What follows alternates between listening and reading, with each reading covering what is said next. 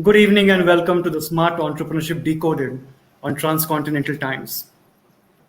Nothing frustrates an entrepreneur more than receiving solace from so-called mentors rather than the solutions they have gone for.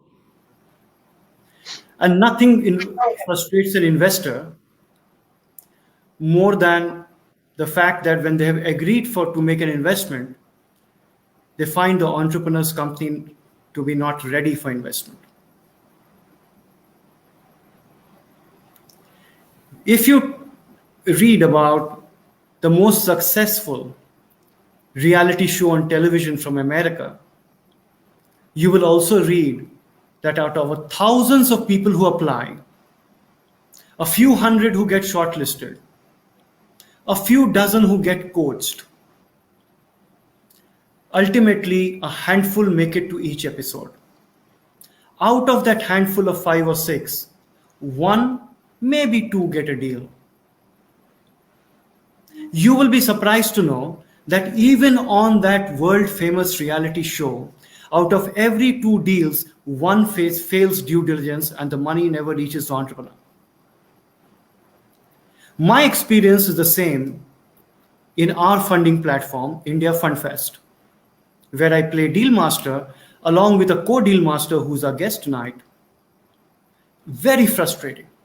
Despite all the coaching, everything you tell entrepreneurs, they set up their companies and they bypass every law, every accounting norm, every best practice, every governance thing that you tell them about, and they still expect to be funded by a complete stranger who doesn't know them at all.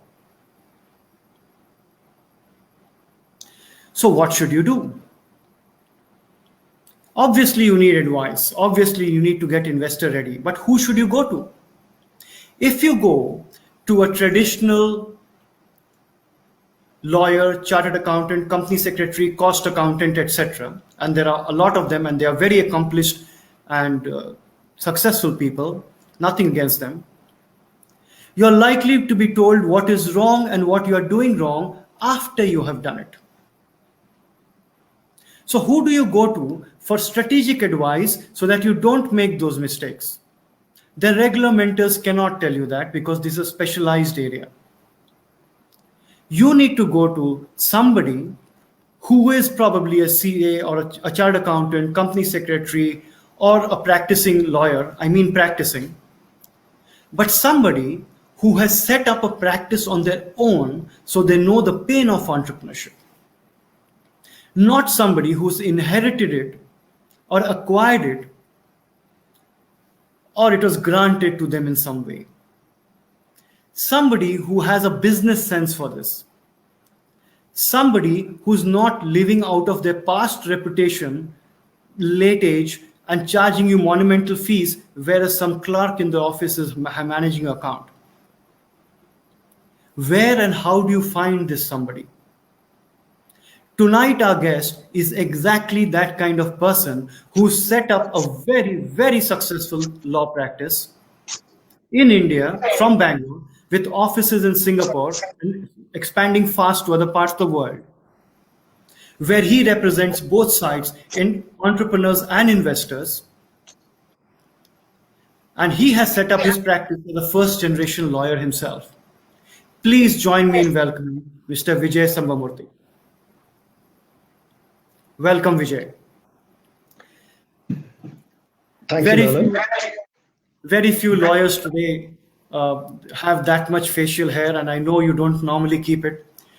It's probably a sign of the lockdown that now you have more hair on your face than your head. Very interesting.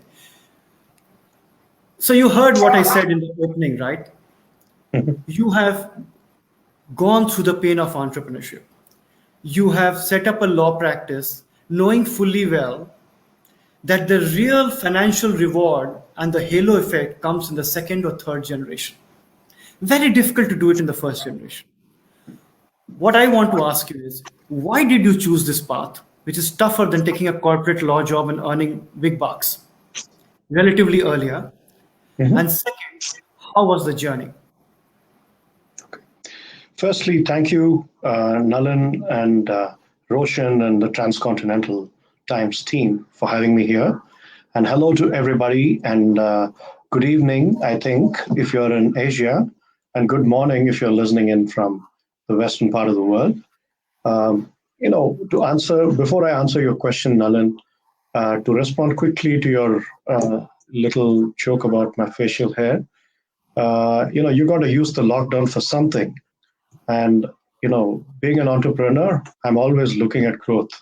So whether it's growth in my facial hair or growth in the business, I think they got to go hand in hand.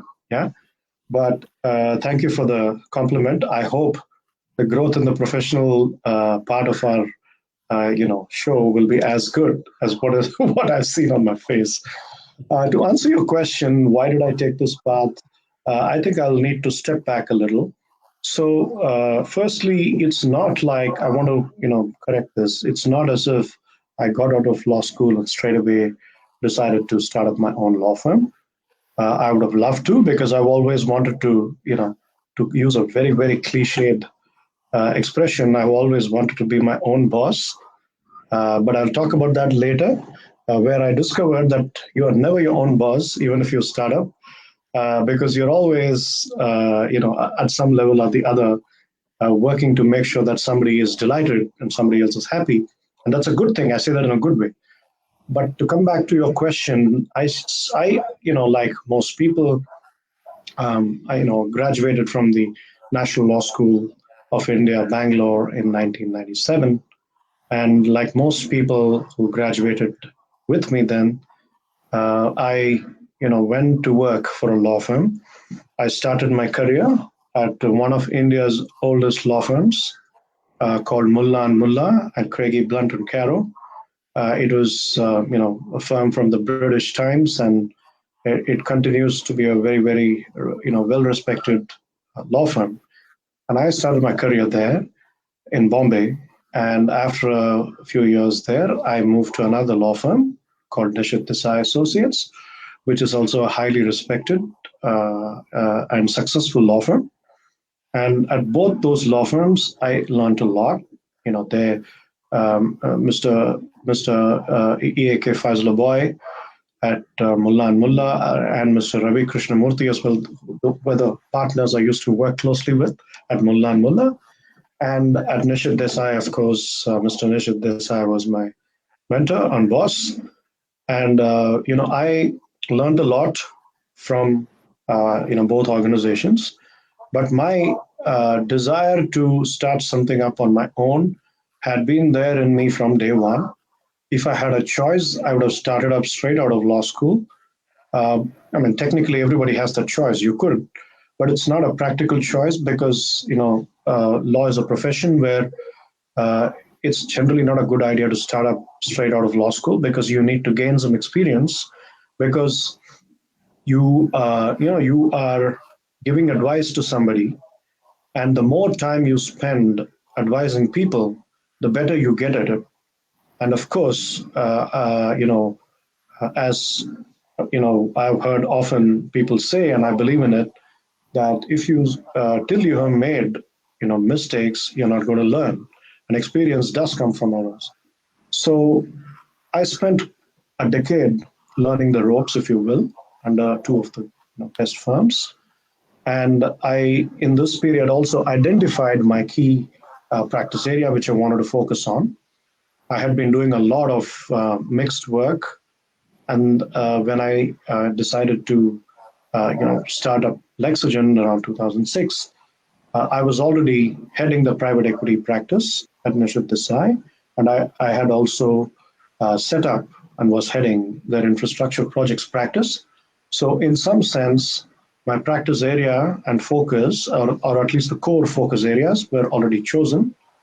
And so in 2006, when I moved out and founded Lexygen, in the initial days, the focus of the firm was largely driven around my own specialization. So in the early years, say in the first 3 or 4 years, we actually only did large private equity deals. When I say large, it doesn't have to be very large, but we did not do a lot of early stage work at all. In fact, I would say a very, very large percentage of our work was late stage private equity, right? Now, why did I get into this and why did I want to do it? It was primarily driven by the entrepreneurial bug more than anything else, but it was also about the fact that somewhere along the time that I was working in these two very good firms, I was doing very even if I say so myself, I was doing reasonably well. I could have arguably continued along that path and could have quite possibly done financially very well as well.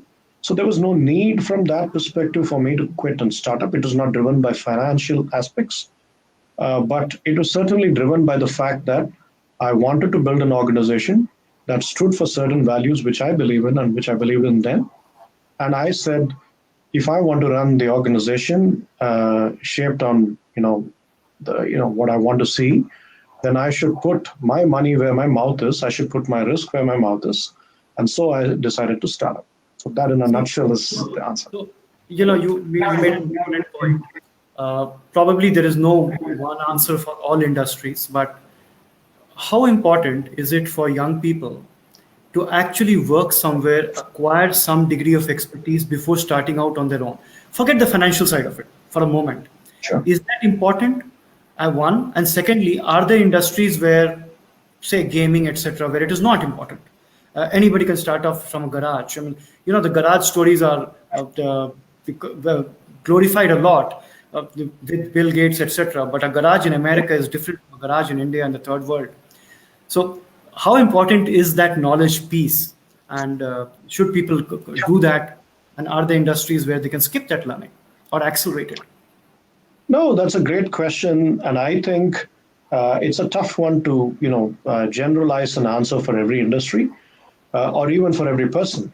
But it's fair to say that in a business like professional services, where the business depends on your acquisition of a certain level of practical knowledge. I mean, everybody goes to law school, everybody goes to engineering college, everybody goes to medical school, and they learn the technical aspects of, So obviously, you go to good law schools or good med schools, they will fill you with all the knowledge that you need. But that's, not at all, in my opinion, enough.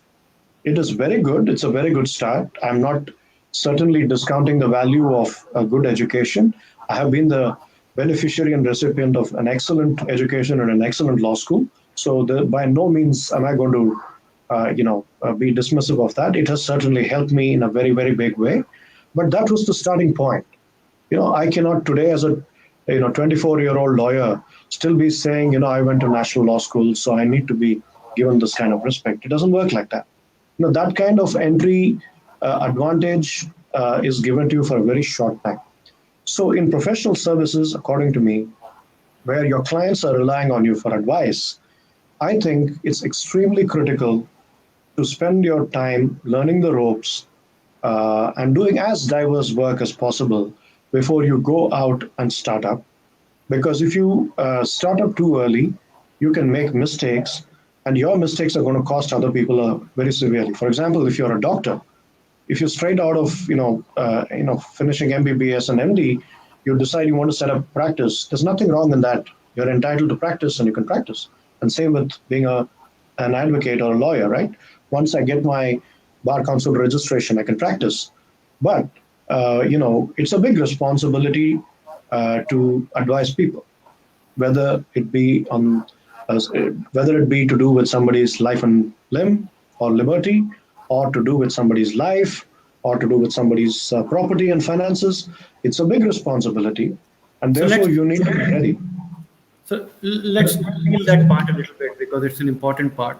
When it comes to money, and I'll come to the investor side later, but when it comes to money, and you are in the middle of that, right? People are trusting you, sometimes from both sides, to do the right thing for them, and there's a lot of money involved. When Absolutely. it comes to money, people like to work with people with credibility. It is your personal credibility on the line. It's your firm's credibility on the line. How do you build that trust? Uh, Simply saying I work with Mullah and Mullah or some other company doesn't work, right? I mean, so No, many it people does. work there.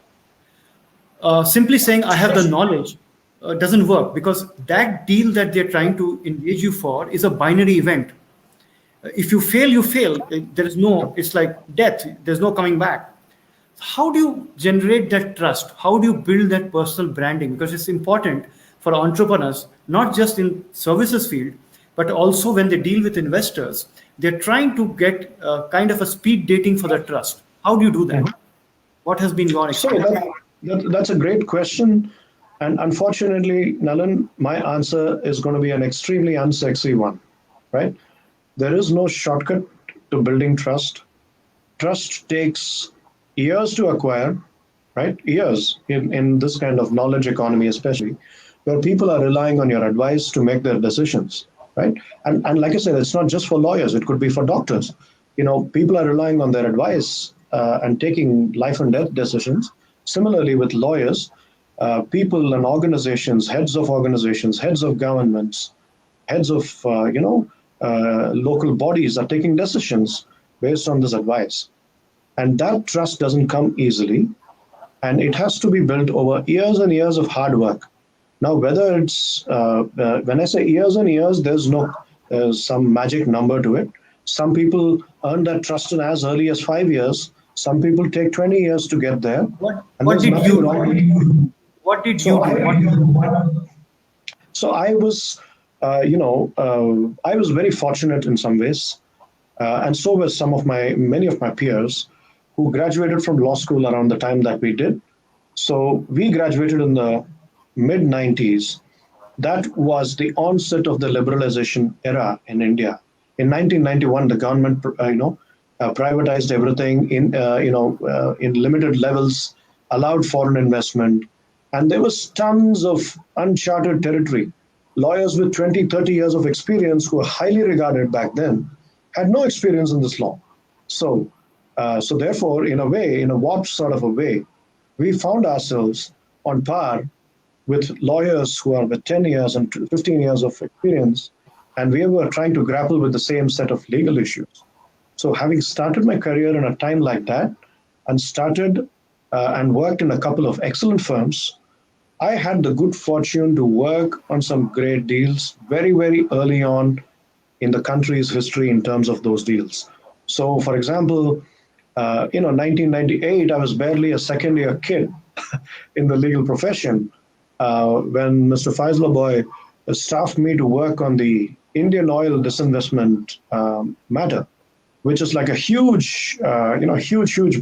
It's not like I was leading that transaction, but I was doing a lot of hands-on work, which certainly a second-year associate today will not get, because back then there weren't enough of experienced people anyway. So everybody who showed who showed the initiative and who showed the ability to work hard and who showed the commitment was given a chance. And anybody who grabbed that chance with both hands, I think went places. So I think I would be honest in saying I was very fortunate to have come out of law school at the right time and be the beneficiary of that liberalization wave, and fortunate again to have been trained under some very, very excellent mentors. So And there is a again, time, fortunate. Sorry? there is a timing issue. But Absolutely. Timing just for matters. a moment, I'm going to take you in the same topic, little further. In a profession where you are not allowed to blatantly advertise, you can't put TV ads, you can't put Sure. full page ads, etc. How do you maintain that branding? Is it how do you network? What do you do? Because there'll be important lessons for budding entrepreneurs there. See, I think budding entrepreneurs from other industries may not necessarily need to be limited by these things because they have the ability to, publicize themselves as they feel like. And in the legal profession, we've always had restrictions on, advertising and soliciting business. And there is the Advocates Act, and there are standards of professional etiquette that are set by the Bar Council of India, to which all of us must adhere to and abide by. So, what I will say is this: my personal view is that even if there was no bar on advertising, would most of us lawyers resort to putting up a banner on Marine Drive? Probably not. That's not the model that works, right? I mean, you don't necessarily see many professional services firms adopting that model where they have to advertise. But I think networking is a very, very important part of any profession. And the legal profession is no exception. I think it's very important for us to meet people and to be seen and be visible and to talk about our work. So this is not about bragging or about advertising our wares, but people need to know how do you make a decision as a consumer who the good lawyers are?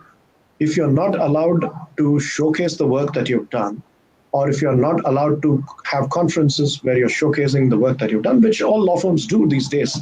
The law firm world as well has become very sophisticated, and the bar council and the regulators are aware of that. So while of course as a profession, most of us would shy away from blatant advertising. Like, we're not going to put up billboards in railway stations and airports. That kind of stuff is maybe going to happen down the line, but it's not going to happen anytime soon. But most of us, I think, agree, and I certainly agree, and I'm happy to say this on record, that I think it's very important for professionals to be able to network and to be able to talk about the work they've done. It's very important because otherwise, consumers have no idea who are the good guys and who are not. Consumers are entitled, clients are the consumers here. They're entitled to the information so that they can make the decision for themselves as to who the good lawyers are in which field. Okay, so let's move the topic a little bit to something around investors, investment, entrepreneurs, etc. We have worked together on India Fund Fest, Northeast India Fund Fest. Those are different kind of deals, different size, different level of entrepreneurs. You also mainly deal with the large deals, international deals, international investors, etc. Mm-hmm. What advice do you have for entrepreneurs, especially ones seeking first-time investment?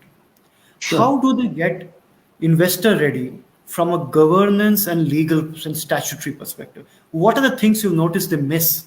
What are the 2-3 things that they should take care of as base hygiene before they think of approaching an investor? I'm sure you have a lot of examples there, but tell us a few.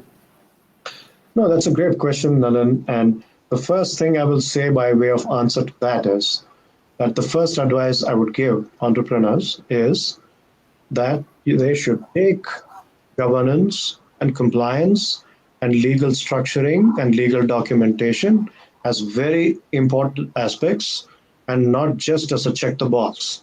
Many entrepreneurs, especially in India, make the mistake of thinking that having a lawyer is just a cost. It's a sort of an inconvenience because they're expected to have a lawyer look at it. Otherwise, they'll not get funded, etc. But I think it's way more than that. I think having a good lawyer and a good getting the right legal advice at the right time can be extremely important. In many cases, it has prevented entrepreneurs from having unpleasant fallouts amongst themselves, co-founder disputes, for example, or in others, it has helped entrepreneurs understand the regulatory issues and the impact of it, and the impact on valuation. Now, the minute you say it affects valuation, everybody sits up and takes notice in the entrepreneur community, right? So it goes a long way. Don't look at legal as an inconvenience. It is a necessity. Look at it as such. It's a necessity and a very important necessity. It can save you from real trouble, and it can also, on the good side, help you get a good deal, whether you're getting an investment or getting an exit. Yeah, so that's the first piece of advice I'll give entrepreneurs. Second piece of advice I will give is, if you are, having co-founders, right? Do not hesitate to have, very, very straight and candid talk about who's going to do what, who's going to own how much of the company. Now, just because you're friends and you're starting the company, everything doesn't have to be 50-50, right? I mean, these things have to be a function of who's going to lead which role and who's contributing what. So have honest conversations about those things. And whatever that you agree on, make sure you get a good lawyer to document it.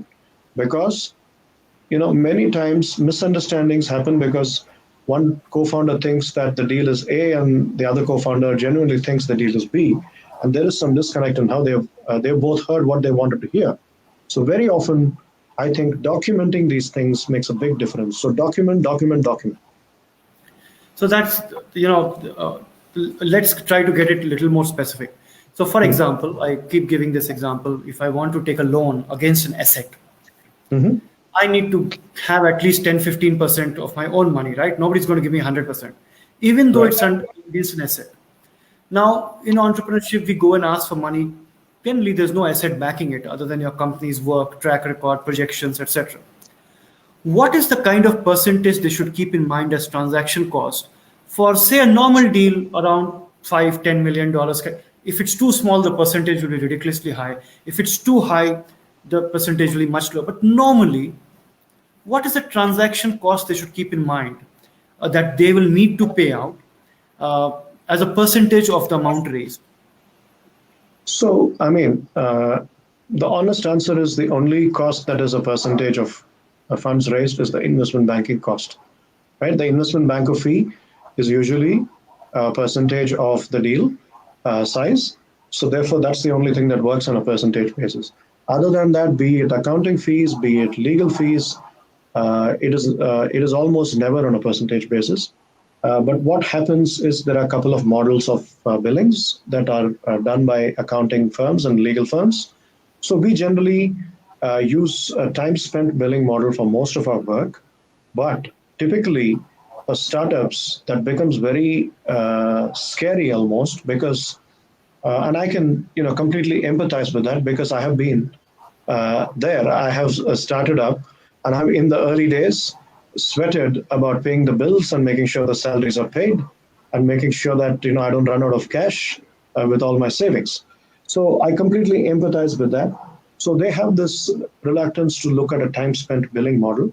So it's almost a given that most startup funding deals of an early stage, the fees are typically agreed to as a fixed fee, but that is based on certain assumptions being met. Usual assumptions that we at Lexygen put in such cases to protect ourselves is we usually have a long stop date. So if the deal doesn't close for 4 months or 5 months, we will then say that we'll have to talk and renegotiate an additional fee.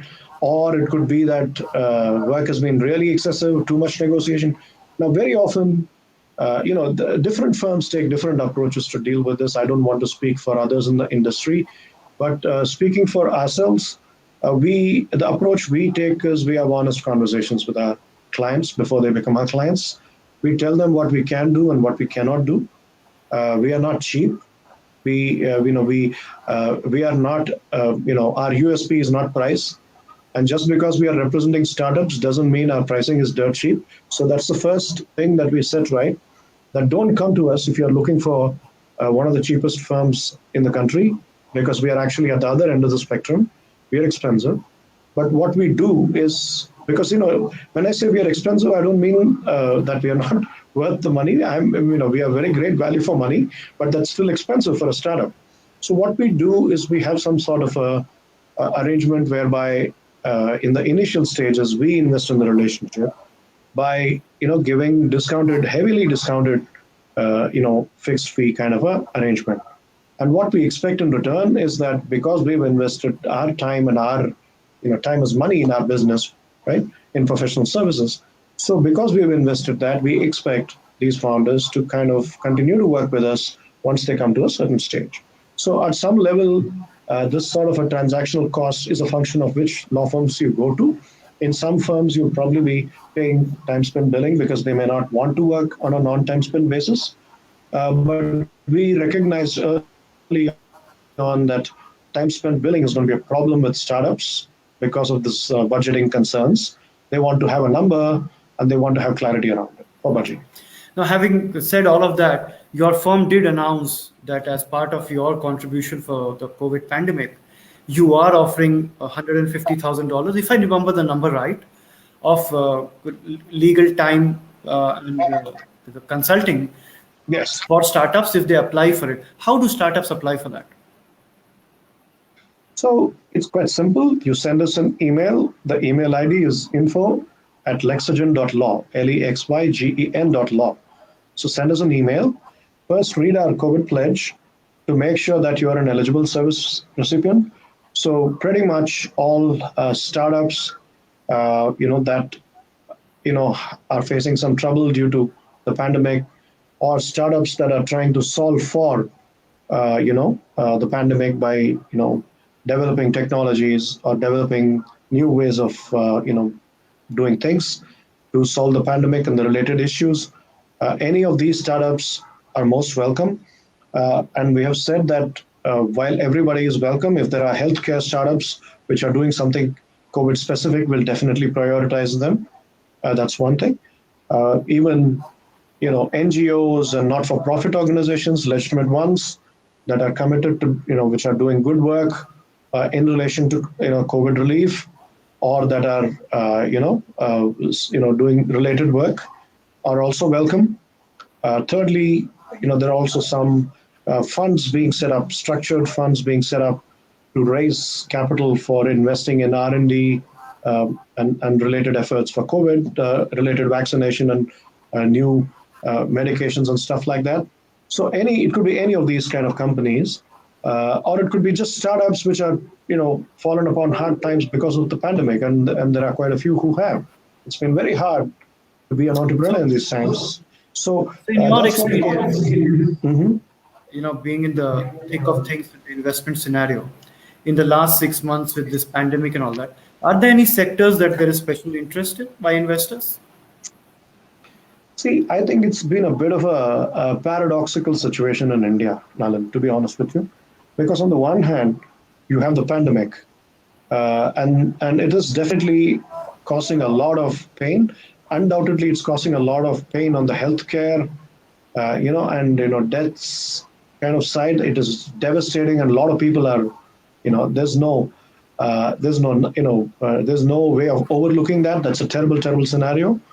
And even on the economic side, there are a whole bunch of sectors that have been absolutely gutted, like sectors like hospitality, airlines, restaurants. I mean, restaurants have been absolutely brutalized, and so they need a lot of additional support.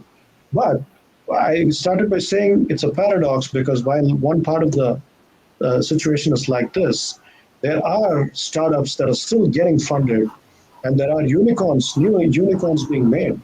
In 2021 alone, I think we have got some about 10 to 12 new unicorns in just 2021 till now. So there are things to be happy about. There are things to be really sad about. And at the same time, it's very important when you're in an environment like this to maintain a sense of balance and perspective, right? So we fortunately, I must say, have been very fortunate that despite the pandemic, we've been very busy, right? We've been very busy, closing deals. We've been very busy advising on contract renegotiations. We've been very busy advising on, restructuring of labor-related things. Any In a any particular sectors that investors favored during this time? Was it digital, tech, or I think a lot of digital businesses are getting funded undoubtedly, because the pandemic has made it even more sexy to be digital for everybody, right? I mean, so if you really look at it, if one were to oversimplify, I would say that anybody who's forced to rely on a physical setup has suffered because of the pandemic, unless, of course, they are in healthcare, etc., where, of course, they are suffering because of, inability to service the demand. That's a different one. But if you look at, be it hotels or restaurants, any of these industries are in terrible shape. And so, therefore, digitization has become even more important. And I'll tell you, in the last 4 months, I've had 6 of my clients who are conventional businesses reach out to me with a specific mandate saying, we want to take your advice in restructuring our business and trying to take a significant portion of it online and to make it, digital. So absolutely, digital is continuing to attract more money, and I think it is going to continue to do so, because digital is actually making the economy survive today. in these times. So sectors like ed tech, ed tech, health tech, consumer businesses that are tech-enabled consumer businesses, and a lot of the B2B businesses are also thriving in these times. When you said edtech, I obviously smiled because it's good news for people like me. So we are Absolutely. complete. We are completely out of time, but I won't leave you without a final question. I have had the privilege of knowing you for the last few years, and you're very principled. The way you come across, it's very professional. Even if it's a tough message, you have a certain way of giving it, which I think makes you a great advisor and mentor for young startups. And I've seen you in Thank action. That's wonderful. But I want to leave our viewers with the last question. As a person who, like you, who is in a serious field of law, and the whole day it is not something exciting, right? It's not like gaming or something like that. you. How do you relax? What do you do? I'm not going to ask you what Indians will relate to. How do you suck a mango? But how does a lawyer like you relax? No, I think that's a fantastic question. There couldn't have been a more relevant and important question in these times. I think it's very important for us to find a way to relax, whatever it may be. I personally, though my horrible level of fitness right now doesn't testify to it, I personally like working out. I like playing badminton. That's one thing I miss. Playing badminton is something I miss because of the pandemic, because all the clubs are shut down. But I like, working out at home. But I haven't been able to give proper time for it. Mia culpa and all that. I love listening to music. I listen to wide range of music. I like a lot of classic rock. I like some classical. I like also Indian movie music. So I listen to very very wide range of music. That's a big stress buster for me. Yes, I love spending time with my family and annoying them because all day I need to be very serious and giving serious advice to people. So annoying my daughter and my son and my wife is one of my favorite stress busters. And apart from that, I definitely enjoy good wine and good whiskey. That's something which is Fantastic. a. It's also a matter of academic interest for me, apart from just being a stress buster. But yeah, I think it's very. I think all of us have our ways of busting stress, and this is something we've been talking about at Lexygen as well. We've had sessions where we have focused on getting people to talk about what they're doing in terms of stress busting, and we've been actually being quite annoying by following up and asking all our people, what have you done this week, for stress busting and stuff like that, because it becomes very important when you're just cooped up, doing work from home. And as many of us know by now, when talking about it, work from home has meant that it is almost like a 24/7 day. And I'm not saying it in a very proud or bragging way. I'm saying it in a very matter of fact and acknowledging kind of way. So it's very important for us to find the time every day to have a serious stress busting activity. And I hope that every entrepreneur out there who's listening to it doesn't, fall behind on this particular. You can fall behind on your numbers. Don't fall behind on your health and your stress busting. Fantastic. The couple of points there. One is, my personal philosophy on stress busting. We've had a few such events after the India Fund Fest that we hold. Uh, Also, I noticed that moment you said daughter, son, you quickly corrected yourself and added your spouse. That's politically very correct, and it's a thing that keeps you safe at home. Thank you Absolutely. very When you're at home, you need to be safe, right? So you have to be very careful with this. Thank you very much, Vijay, for joining us tonight and sharing insights and part of a personal side of you. Thank you. Have a great night and good luck to you. Thank you. Thank you, Nalin. Thank you for having me, and thank you, Roshan, and the Transcontinental Times team. And thank you, most importantly, to the audience for listening in. Have a wonderful evening, night, depending on wherever you are. Bye. Great.